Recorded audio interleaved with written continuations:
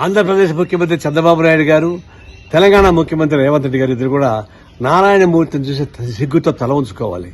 ఆయన మీద సినిమా తీశాడు, ఆయన యూనివర్సిటీ సినిమా. అందులో లీకేజ్ గురించి లక్షలాది మంది విద్యార్థులు ఎంత బాధపడ్డారో ఒక సందేశాత్మక సినిమా తీశాడు. దాన్ని ప్రీవ్యూ చూసా. ఆయన ఏమంటున్నాడు, నాకే గవర్నమెంట్ సహాయం అక్కడ చెప్పాడు. అలా నారాయణమూర్తిని చూసి సిగ్గు తెచ్చుకోవాలా? కోట్లాది రూపాయలు ఖర్చు పెట్టుకునేటువంటి వాళ్ళకి మీరందరికీ రాయితీలు ఇస్తారా? తెలంగాణ ముఖ్యమంత్రి, ఆంధ్ర ముఖ్యమంత్రి కూడా ఇట పవన్ కళ్యాణ్ సినిమా కానీ, లేకపోతే బాహుబలికి కానీ, పుష్పకి కానీ ఇట్లాంటి వాటికి రాయితీ ఇవ్వడం ఏంటి? వాళ్ళు డబ్బులు పెంచుకోమని బ్లాక్లో అమ్ముకోమని పర్మిషన్ ఇవ్వడం ఏంటి? ఇది ఒక దివాళా రాజకీయం తప్ప ఇంకోటి కానీ కాదు.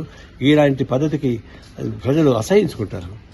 సినిమా ఏదైనా సందేశాత్మకంగా ఇచ్చారేమన్నా? వాళ్ళు సందేశాత్మక సినిమా ఇచ్చిన మీకు సహాయం చేయడం లేదు.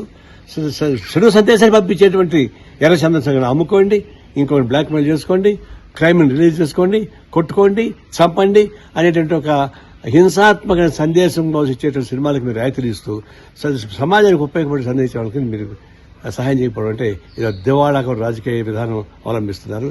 సిగ్గుకు తల ఉంచుకోవాలి.